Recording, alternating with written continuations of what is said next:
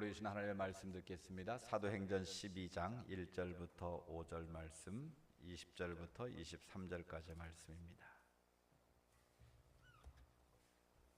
사도행전 12장 1절에서 5절 말씀, 20절에서 23절까지 말씀을 교독하겠습니다.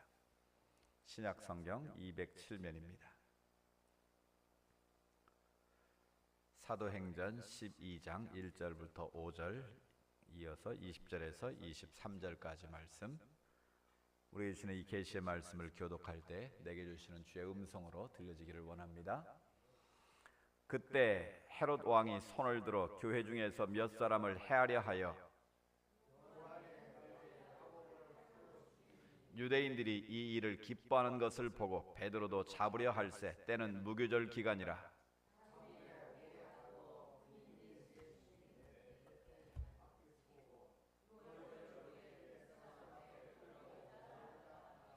이에 베드로는 옥에 갇혔고 교회는 그를 위하여 간절히 하나님께 기도하더라. 20절입니다.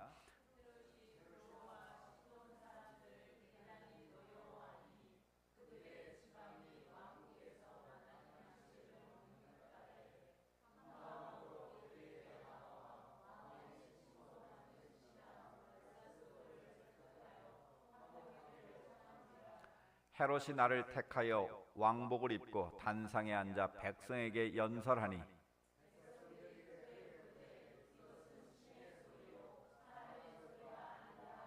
같이 읽습니다. 헤롯이 영광을 하나님께로 돌리지 아니하므로 주의 사자가 곧 친히 벌레에게 먹혀 죽으니라. 아멘. 오늘도 예배찬 여러분 모두에게 주의 은혜와 평강이 가득하시기를 주의 이름으로 축복합니다. 경상남도 통영에 가면 충무공 이순신 공원이 있습니다. 그 앞에 통영 앞바다가 보이고요. 그 이순신 장군 동상이 우뚝 서 있는데 그 동상 밑에 이런 글귀가 새겨져 있었습니다. 필사즉생, 필생즉사. 무슨 말입니까?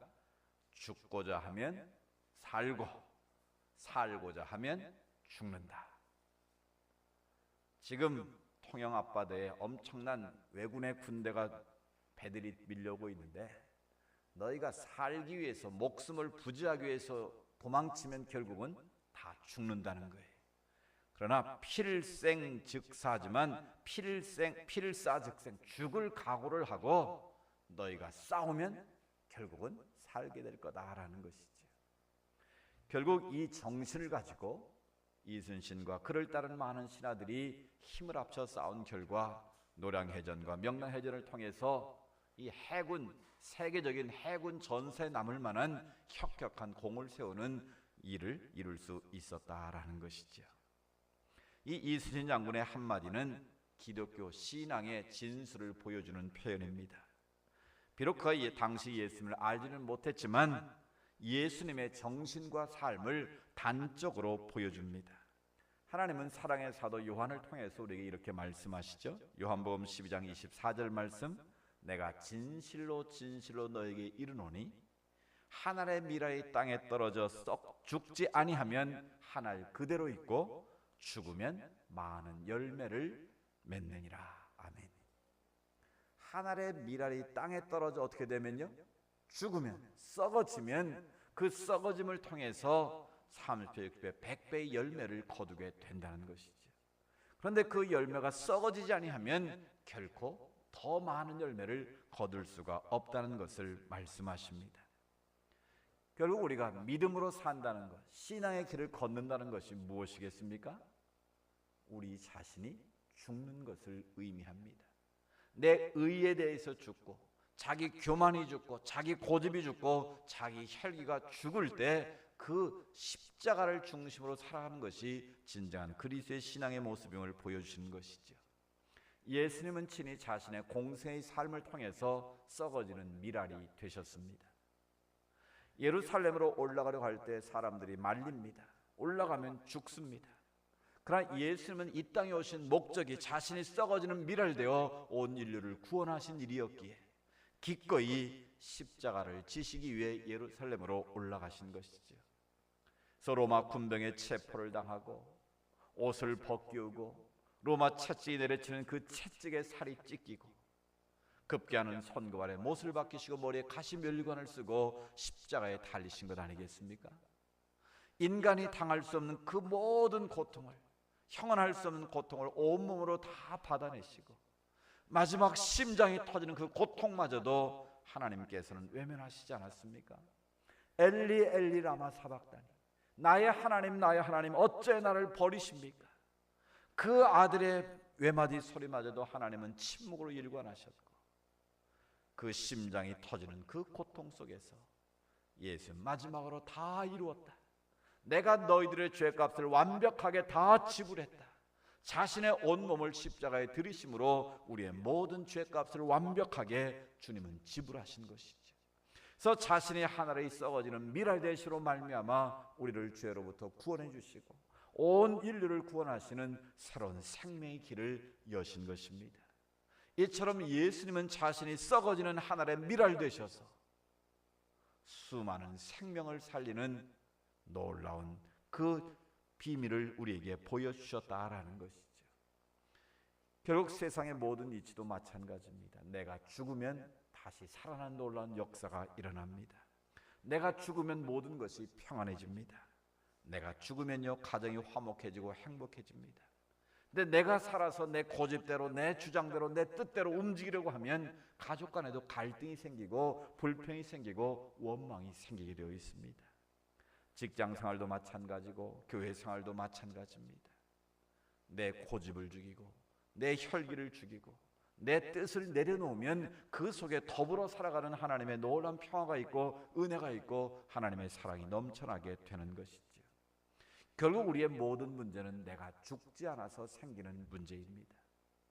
물리적인 육신의 죽음을 의미하는 것이나 내 자아, 내 혈기, 내 고집, 내 주장, 내 뜻대로 하고자 하는 이 모든 욕심들이 죽어야만 내 안에 비로소 예수가 살고 교회가 살고 나라가 살고 민족이 살 수 있다는 것이죠.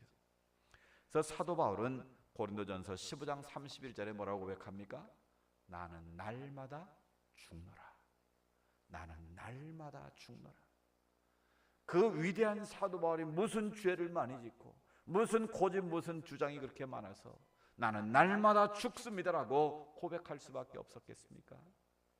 하물며 우리같이 연약한 자들은 얼마나 죽어야 될 것이 많이 있습니까? 그런데도 죽어야 할 내가 죽지 아니하고 내가 살아서 내가 주님을 따른다고 한다면 그것은 어불성설이다라는 것이죠. 그래서 사도 바울은 갈라디아서 2장 20절에 이렇게 고백합니다. 너무나 유명한 말씀이죠. 우리 같이 한번 화면 보고 읽어보실까요? 갈라디아 2장 20절 말씀. 내가 그리스도와 함께 십자가에 못 박혔나니 그런즉 이제는 내가 사는 것이 아니요 오직 내 안에 그리스도께서 사시는 것이라. 이제 내가 육체 가운데 사는 것은 나를 사랑하사 나를 위하여 자기 자신을 버리신 하나님의 아들을 믿는 믿음 안에서 사는 것이라. 아멘. 사도 바울은 날마다 주님 앞에 고백합니다. 내가 그리스도와 함께 어디 못 박혔다고요? 십자가에 나를 못 박았다고 말합니다. 그래서 이제는 내가 사는 것이 아니라 이 몸뚱아리는 사도 바울이지만 내가 사는 것이 아니라 오직 내 안에 나를 위해 십자가 달려 돌아가신 예수 그리스도가 산다고 말합니다. 그래서 나를 사랑하사 나를 자기 자신을 버리신 하나님의 아들을 믿는 믿음으로 살겠다고 고백하고 있는 것이죠. 이것이 진정 예수님을 그리스도로 믿고 따르는 우리 신앙인들의 고백이 되어야 될 줄로 믿습니다. 내가 교회 다닌다고 해서 예수 믿는 것이 아닙니다. 날마다 주님 앞에서 나의 모든 정과 욕심을 십자가에 날마다 못 박는 것입니다. 그래서 내 자아가 죽고 내 욕심이 죽고 내 정욕이 날마다 십자가에서 죽어야만 내 안에 그리스도가 살아나는 것입니다. 그리스도가 살아나야 내 입술을 통해서 아름다운 주님의 향기가 나타나고 내 손과 발을 통해서 주님의 섬김의 모습이 나타나게 되는 것이죠. 우리가 주님을 따른다고 하면서도 내 자아가 죽지 않고 내 욕망이 죽지 않고 내 혈기가 죽지 않는다면 우리는 여전히 영적인 초보에 불과하다라는 거예요. 누가 영성이 깊은 사람이겠습니까? 날마다 주님 앞에서 십자가에 나를 못 박는 사람, 내가 죽고 예수로 사는 그 사람이 바로 하나님이 기뻐하시는 사람이요 하나님이 이 시대에 차이시는 예수 그리스도의 모습인 줄로 믿습니다. 한마디로 신앙생활은 끊임없이 자기를 죽이는 삶입니다. 우리 같이 해볼까요? 신앙생활은 나를 죽이는 것이다. 신앙생활은 나를 십자가에 못 박는 것이다. 오늘 본 말씀은 사도들의 순교에 관해서 말합니다. 또 핍박받는 상황 헤롯의 죽음에 대해서 우리에게 보여주고 있습니다. 사도행전 7장의 스데반이 유대인들의 돌에 맞아 최초의 순교자가 됩니다. 그 뒤를 이어서 헤롯 왕에 의해서 주님의 사도였던 야고보가 최초로 또 순교를 당하게 됩니다. 이 야고보는 요한복음과 요한계시록을 쓴 사랑의 사도 요한의 형제입니다. 그러니까 요한과 야고보는 형제였어요. 그런데 야고보가 먼저 이 헤롯 왕에 의해서 죽임을 당합니다. 이 성경은 헤롯 왕이 여러 명 등장하는데요, 예수님이 태어날 당시에 2살 밑에 애들을 다 죽여라 명한 왕은 헤롯 대왕이에요. 근데 오늘 사도행전에 등장하는 헤롯 왕은 헤롯 대왕의 손자인 헤롯 아그리파 1세라는 분이에요. 그러니까 이 헤롯 아그리파 1세가 로마의 분봉왕으로서 유대 지역, 오늘날의 팔레스타인 지역을 통치하고 있는 최고의 실력자인 거예요. 그런데 이 헤롯이 야고보를 칼로 죽였다는 것입니다. 왜 그랬을까요? 자기의 정치적인 안정을 위해서, 자기 힘과 권력을 유지하기 위해서 가차없이 사도 야고보를 칼로 목베어 죽인 것입니다. 그 이유는 무엇일까요? 그 당시 로마라는 나라 입장에서 보면 유대교가 정통 종교겠습니까? 기독교가 정통 종교겠습니까? 로마 입장에서 보면 기독교는 오늘날로 치면 사이비 이단과 같은 존재였어요. 다수인 사람들은 유대교를 신봉하는 사람이었고 유대교인이 대부분 사는 그런 지역입니다. 근데 소문에 의하면 기독교인들은 사람을 잡아먹는다라는 그런 나쁜 소문도 의도적으로 퍼뜨리기도 했습니다. 왜 그랬을까요? 성찬식에서 이것은 주님의 살입니다, 이것은 주님의 피입니다, 이것을 먹고 나를 기념하라, 이런 말을 오용해가지고 예수 믿는 사람들은 사람을 잡아먹는 사람들이다, 이런 나쁜 소문을 퍼뜨려가지고 기독교를 아주 원시적이고 미신적인 신앙으로 자꾸 폄훼를 했다라는 거예요. 그러니까 로마 입장이나 그 유대 지역을 다스리는 헤롯 왕 입장에서는 누구의 지금 지지를 받아야겠습니까? 유대인들의 지지를 받아야만 정치적인 안정을 이룰 수 있고, 정치적인 안정을 이루어야만 자기가 로마의 인정을 받아서 계속해서 자기의 권력을 유지할 수가 있는 상황입니다. 그래서 시범적으로 유대인들의 환심을 사기 위해서 야고보를 죽인 거예요. 그랬더니 유대인들의 반응이 어떻습니까? 3절에 보니까 유대인들이 이 일을 기뻐하는 것을 보고 그랬습니다. 유대인들의 입장에서 보면 누가 지금 원수예요? 복음을 전하는 사도들이 원수예요. 예수를 믿고 따르는 그리스도인들이 원수와 같은 존재인 거예요. 그러니까 스데반을 돌로 쳐 죽이고 어떻게든지 예수 믿는 사람들을 잡아 죽이고자 하는 것이 유대인들의 생각이었거든요. 그것을 눈치 빠른 헤롯 왕이 발견한 거예요. 그래서 야고보를 칼로 죽였더니 사람들의 반응이 너무 좋은 거예요. 그래서 이참에 사도들의 제일 우두머리인 누구까지? 베드로까지 제거버려야겠다, 이런 헛된 욕망을 꿈꾸게 된 거예요. 그래서 베드로를 옥에 가두게 됩니다. 베드로를 옥에 가두어 놓고 군인을 4씩이나 붙여서 수갑을 채워서 지금 감옥에 가둬두고 무교절날 사람들이 많이 모이는 내일 아침이 되면 베드로 역시 야고보처럼 칼로 죽이려는 그런 계획을 가지고 있었다라는 거예요. 여러분, 여기서 중요한 한 가지가 있습니다. 사람은 무엇을 자기 인생의 배경으로 삼고 사느냐가 중요합니다. 무엇을 내 인생의 중심으로 놓고 사느냐가 중요합니다. 흰 옷을 입은 사람이 사진을 찍을 때 흰 배경에서 사진을 찍으면 사진이 잘 나오겠습니까? 절대로 안 나오는 것이죠. 검정색의 짙은 색의 배경을 하고 흰 옷을 입고 찍으면 자기 얼굴이 살고 인물이 사는 것이죠. 마찬가지입니다. 우리 인생도 무엇을 배경으로 삼고 사느냐에 따라서 멋진 인생이 될 수도 있고 형편없는 인생이 될 수도 있다라는 거예요. 오늘 본문은 두 죽음이 우리에게 대비가 되고 있습니다. 야고보의 죽음이 나오고 뒤에 가면 헤롯도 역시 죽었습니다. 두 사람이 같이 죽었지만 그 죽음은 너무나 차이가 있다는 거예요. 그 차이의 중심이 뭐겠습니까? 무엇을 배경으로 인생을 살았느냐는 거예요. 무엇을 중심으로 그 인생을 살았느냐는 거예요. 지금 헤롯은 야고보를 죽이고 사도 베드로까지 죽이려 한 그에게 의도가 무엇입니까? 그 인생의 중심 배경은 바로 권력입니다. 힘입니다. 재력입니다. 정치입니다. 그것을 자기 인생의 중심 배경으로 놓고 살았기에 사람을 죽여서라도 자기의 야망을 채우고 자기 욕망을 채우면 그것은 성공한 인생이라고 스스로 자부하는 삶이었다는 거예요. 그래서 헤롯은 교만한 사람이기도 합니다. 하나님을 두려워하지 않는 사람입니다. 자기가 연설을 하니까 사람들이 뭐라고 말합니까? 22절에 이것은 신의 소리요 사람의 소리가 아니다. 항상 권력자들 밑에는 아부하는 사람들이 있지 않습니까? 그래서 이것은 신의 소리지 사람이 하는 연설이 아니라 축혀 세우니까 겸손하지 않고 뭐라고 생각을 해요?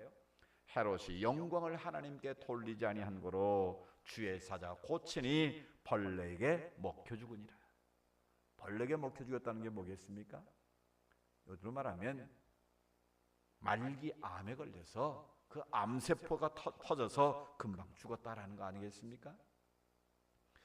결국 헤롯은 자기 인생의 배경을 권력에 놓고 정치에 놓고 힘에 놓고 살았다라는 거예요.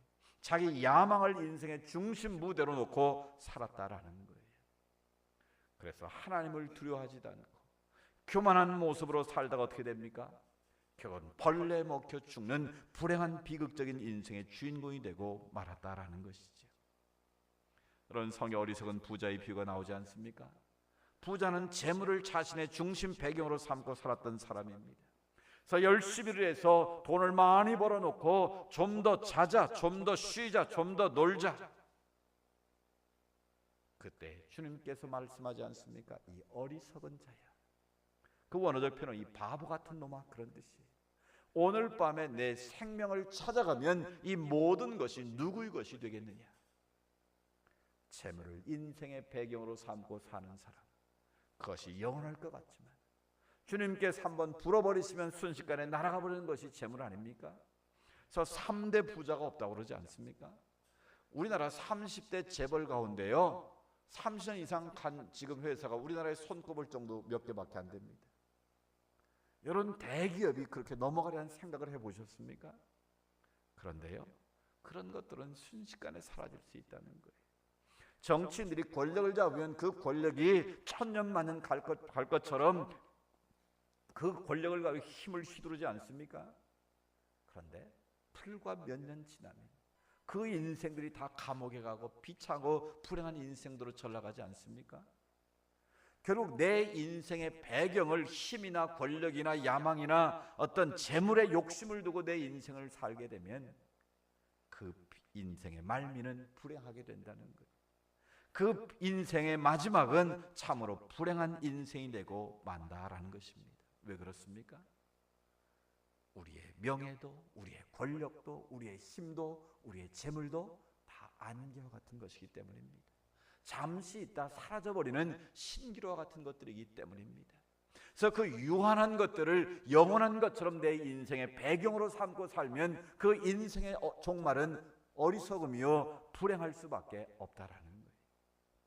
그럼 우리는 무엇을 내 인생의 배경으로 삼고 살아야 될까요? 바로 우리의 생명이 되시는 예수 그리스도이신 줄로 믿습니다.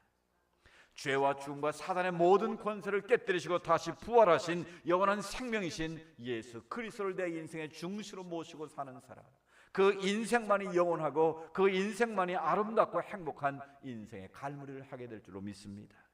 왜 그렇습니까? 예수님만이 우리 인생의 모든 절망을 희망으로 바꾸실 수 있기 때문에 그렇습니다. 예수님만 우리의 모든 고통을 기쁨으로 만드실 수 있기 때문에 그렇습니다.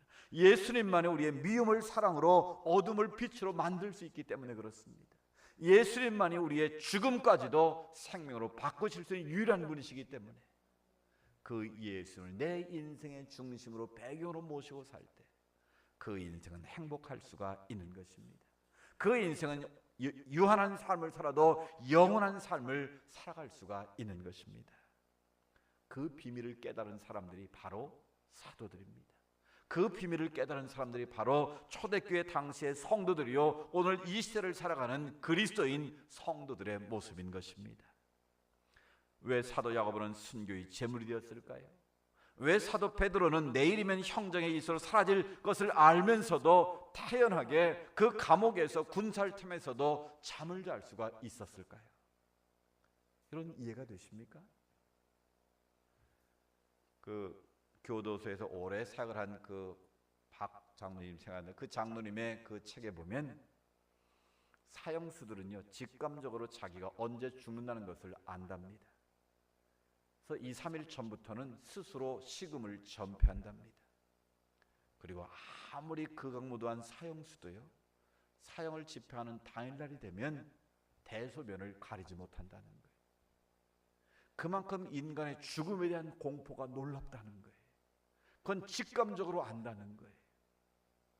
그래서 그런 흉악한 범죄자도요, 사형이 집행되는 날이 되면 정말 혼미한 정신되고 만다라는 거예요. 근데 오늘 베드로를 보십시오. 베드로는 야고보 사도가 칼에 목변을 당한 걸 알았습니다. 사람들이 기뻐하는 걸 헤롯이 자기를 잡아들였고 내일이면 무기절할 사람들이 모인 곳에서 자기가 죽는다는 것을 알고 있습니다. 그래서 도망치지 못하도록 4명의 군인이 수갑을 채우고 지금 곁에서 지키고 있는 상황이에요. 그러면 잠을 잘 수가 있겠습니까? 없겠습니까? 보통 인간이라면 밤새도록 잠 한숨 못 자고 뜬 눈으로 밤을 지새우면서 공포 속에 떨어야 되는 것이 마땅합니다. 근데 오늘 우리가 읽지 않았으나 5절 이하를 쭉 읽어보면 베드로가 어떻게 하고 있었습니까? 깊은 잠에 들어 있었어요. 주의 천사가 베드로에게 나타나서 베드로의 옆구리를 쳐서 깨웠다고 그랬어요. 그러니까 베드로야 일어나, 이렇게 해도 일어나지가 않았다는 거예요. 얼마나 깊이 잠드는지 옆구리를 쳐서 깨워야 될 만큼 단잠을 자고 있었다라는 거예요. 어떻게 해서 이런 일이 벌어졌겠습니까? 베드로는 목숨이 2개입니까? 아니면 누구보다도 배짱이 좋은 사람입니까? 그게 아니었다는 거예요. 왜 베드로 역시도 죽음이 두렵지 않았겠습니까? 그럼에도 불구하고 그가 단잠을 자서 있었던 이유는 바로 한 가지입니다. 헤롯 왕이 나를 칼로 목을 벨 수는 있어도, 내 몸은 죽일 수 있어도 내 안에 계신 예수 그리스도는 결코 죽일 수 없다라는 거예요. 예수님께서 말씀하셨습니다. 너희는 너희의 몸을 죽이는 사람을 두려워하지 말고 너희의 영혼까지도 죽여 살 수 있는 분을 두려워하라고. 베드로는 그것을 믿고 있는 거예요. 지금 헤롯이 나를 권력을 이용해서 힘을 이용해서 나를 못 베게 할 수는 있지만 내 안에 계신 예수 그리스도를 죽일 수는 없다라는 거예요. 또 그 중심 속에는 나는 죽어도 내 안에 계신 예수 그리스도 때문에 영원히 살 수 있다는 믿음이 그 안에 있었다는 거예요. 비록 그는 감옥에 있지만 죽음을 묵상한 것이 아니라 죽음 너머에 있는 영원한 하나님 나라 천국을 바라볼 수 있는 영안이 열려있는 사람이었다는 거예요. 그래서 그는 죽음 앞에서도 깊은 단잠을 잘 수 있는 믿음이 있었던 것이죠. 여러분, 우리에게도 이런 베드로의 믿음이 있어야 될 줄로 믿습니다. 히브리서 4장에 보면 사람이 한 번 죽는 것은 하나님이 정하신 것이요 죽음 후에는 심판이 있다고 분명하게 말씀하십니다. 언젠가로도 이 세상을 떠날 날이 분명히 올 터인데 그 죽음 앞에서 벌벌 떠는 그런 인생들이 아니라 오늘 베드로처럼 우리에게 주어진 영원한 하나님 나라 천국을 바라보며 믿음으로 그 나라의 소망을 가지고 살아갈 수 있는 은혜가 있기를 축복합니다. 짐 엘리엇 선교사는 에콰도르에서 1956년 1월 8일 28살의 나이로 순교를 했습니다. 그 엘리엇을 비롯해서 미국의 젊은 유능한 젊은이들이 에콰도르에 선교하러 갈 때에 사람들이 말렸습니다. 그 유능한 젊은 사람들이 왜 그곳에 가서 죽으러 가느냐? 미국을 위해서 열심히 더 일을 해야지. 아우카족에 의해서 짐 엘리엇은 찔려 죽고 맙니다. 그 당시 그의 나이가 28살이었습니다. 그런데 그는 20살의 나이에 이런 기도를 하나님께 드렸다고 합니다. 주님, 성공하게 하소서. 높은 자리에 오른다는 뜻이 아니라 제 삶이 하나님을 아는 가치를 드러내는 전시품이 되게 하소서. 아멘. 엘리엇이 보았던 성공은 자기가 세상의 권력과 힘을 가지고 높은 자리에 오르는 것이 성공이 아니라 자신의 삶을 통해서 하나님을 아는 가치가 드러나는 전리품이 되기를 원했다는 거예요. 내가 죽어서 예수의 생명이 그들 가운데 나타날 수만 있다면, 내가 죽어서 그 아홉 가족들이 예수를 만날 수만 있다면 나는 기꺼이 희생이 제물이 되겠다고 그는 일기장에 20살의 나이에 썼다라는 거예요. 그래서 22살의 그의 일기장에 이런 내용이 쓰여져 있습니다. 영원한 것을 얻기 위해 영원할 수 없는 것을 버리는 자는 바보가 아니다. 영원한 생명을 얻기 위해서 영원하지 않은 유한한 생명을 버리는 자는 결코 바보가 아니라는 거예요. 이 짐 엘리엇 역시 베드로처럼 야고보처럼 비록 내 몸은 죽여도 내 안에 계신 예수 그리스도가 나를 죽일 수는 없고, 예수 그리스도마저 죽일 수는 없고, 나를 통해서 예수 그리스도의 생명이 그곳에 전달될 수 있다면 나는 그렇게 쓰임받기를 원한다.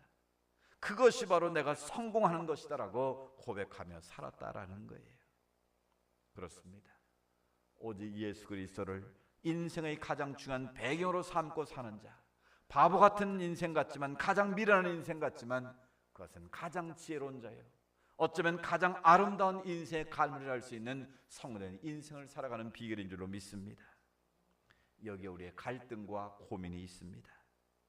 눈에 보이는 유한한 것을 배경으로 삼고 잠깐의 즐거움을 따라 살 것인지, 아니면 당장은 힘들고 어려워도 영원한 생명주가 되시는 예수님을 내 인생의 배경으로 삼고 살아갈 것인지, 선택은 우리 자신의 몫입니다. 여기 후회하지 않는 한 선택을 한 주인공이 있습니다. 미국 LA 공항의 흥분과 설렘으로 가득 차 있었습니다. 베트남 사람인 피터 누에라는 사람이 한국에서 온 한 사람을 만나기 위해서 많은 사람들이 환영을 하기 위해 나와 있는 그런 상황입니다.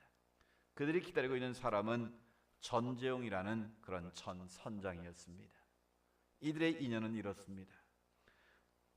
1985년 11월 14일 남중국해에서 이 원양어선을 가지고 고기를 잡고 있었는데 목선에 탄 96명의 이 보트 피플을 보게 됩니다. 원란이 패망한 이후에 그들이 자유를 찾아서 목숨을 유지하기 위해서 배를 타고 도망을 쳐서 이 사람들이 이제 표류를 하고 있는 상황입니다. 물도 떨어지고 음식 떨어지고 죽을 수밖에 없는 그런 상황이었어요. 그런데 그 목선 곁으로 25척의 배가 지나갔답니다. 그런데 살려달라고 아우성을 쳤지만 한 척의 배도 그들을 태워주지 않고 무심코 지나가 버렸습니다. 그 배를 발견한 전재용 선장은 무전을 쳤습니다. 지금 우리 앞에 많은 사람들이 탄 목선이 표류하고 있습니다. 이 사람들을 구조해야겠습니다. 그런데 그 대답은 절대 그 사람들을 배에 태우지 말아라.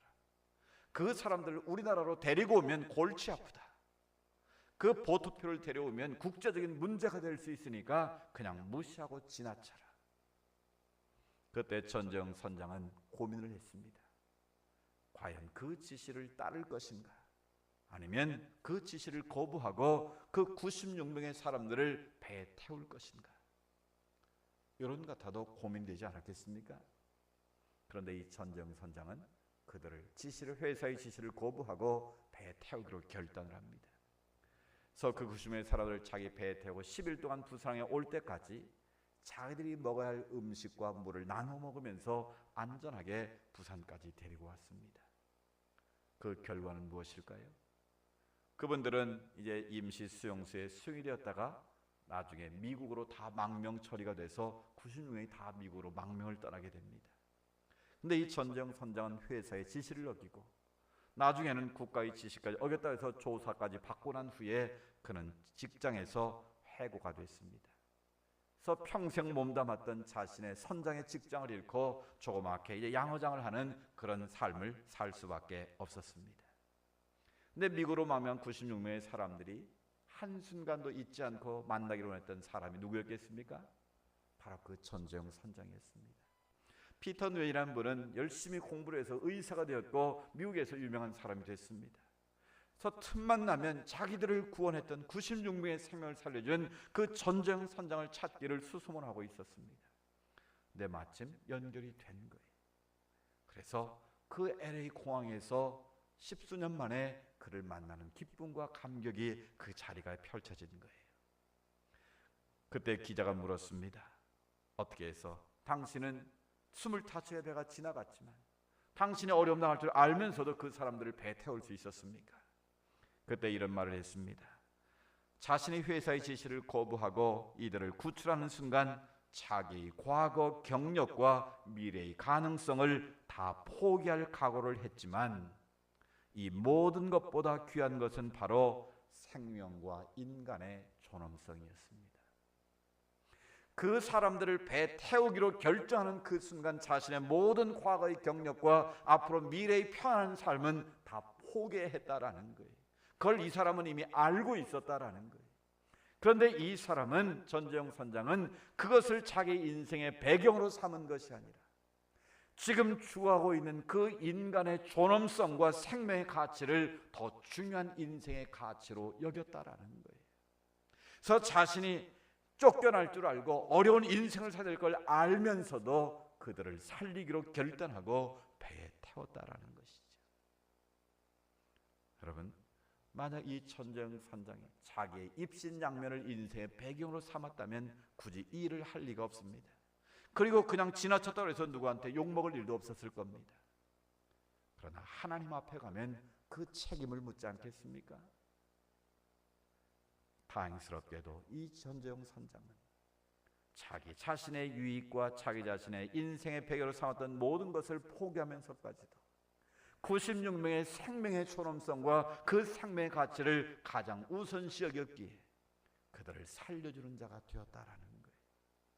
그래서 그 한 사람의 결단으로 96명의 사람들이 살아나는 놀라운 생명의 역사가 나타날 수 있었다라는 겁니다. 사랑하는 여러분, 우리가 믿음의 길을 걷는다는 것이 무엇이겠습니까? 오늘 설교 제목처럼 아사즉생, 내가 죽어야 내 안에 예수가 살고 내 안에 예수가 살면 또 다른 생명을 살려낼 수가 있는 것입니다. 그러나 아생즉사, 내가 살겠다고 남을 무시하고 남을 미워하고 남을 증오하고 무관심 속에서 나만을 위한 인생을 산다면 결국 그 인생은 불행한 인생이 되고 만다는 것입니다. 우리는 지금 무엇을 내 인생의 배경으로 삼고 살고 있습니까? 헤롯처럼 자기의 욕망이나 야망이나 힘을 내 인생의 배경으로 살면 결국은 충에 먹어 죽는 불행한 종말이 되고 맙니다. 그러나 야고보처럼, 베드로처럼, 그 전재영 선장처럼 생명의 가치를 귀중히 여기고 하나님 나라의 가치를 소중히 여기고 그것을 내 인생의 배경으로 중심에 모시고 살게 되면 잠깐은 힘들고 어렵고 곤고할지라도 그 인생은, 그 마지막은 아름다운 이름으로 기억될 줄로 믿습니다. 신문 시간 쓴 남한산성이라는 소설이 있지 않습니까? 그 지금 영화로 만들어져서 영화 극장에 상영되고 있는데요. 그 소설의 핵심은 바로 이것입니다. 죽어서 살 것인가, 살아서 죽을 것인가, 죽어서 아름다운 이름으로 명예롭게 남을 것인가, 아니면 살아서 오욕으로 내 이름을 남길 것인가. 병자호란, 청나라가 침략해서 남한산성으로 인조대왕이 68일을 피난해 있지 않았습니까? 그때 두 주장이 대립을 합니다. 척화파 김사인 같은 사람들은 우리가 끝까지 나라의 명예를 위해서, 왕의 명예를 위해서 끝까지 굶어주나 했더라도 여기서 포기하면 안 됩니다. 항복하면 안 됩니다. 이 나라를 끝까지 지키는 것이 바로 대의명분을 지키는 것이고 왕이 해야 될 일입니다. 그런데 최명길 같은 이 주화파는 어차피 여기서 죽으나 나가서 죽으나 마찬가지인데 우리가 살 길을 모색해야 되지 않겠습니까? 차라리 항복해서 우리가 더 나은 명분을 찾아서 또 나라를 세우면 되지 않겠습니까? 여러분, 누구의 말이 옳습니까? 그 책의 결론은 바로 그것입니다. 항복하고 명예롭지 못하게 살아서 더러운 이름으로 내가 남을 것인지, 차라리 죽더라도 명예롭게 죽어서 후세에 아름다운 이름으로 남을 것인지, 그 선택은 우리의 몫이라는 것입니다. 오늘 설교의 결론은 바로 이것입니다. 내가 죽어서 아름다운 이름으로 남을 것인지, 내가 살아서 내 이름 석자가 명예롭지 못한 이름으로 남을 것인지, 그것은 바로 우리의 선택, 우리의 몫인 것입니다. 아사즉생, 아생즉사. 내가 죽어서 남을 살리고 내가 죽어서 또 다른 생명을 살 수 있다면 우리는 그 길을 걸어가고 그 길을 기꺼이 내가 받아들일 때 그것이 바로 십자가를 지는 삶이요 하나님이 기뻐하시는 삶인 줄로 믿습니다. 그 삶을 살아내는 것이 바로 우리 그리스도의 삶이요 우리 인생을 아름답게 갈무리하는 길인 줄로 믿습니다. 이 은혜가 우리 가운데 있기를 주의 이름으로 축복합니다.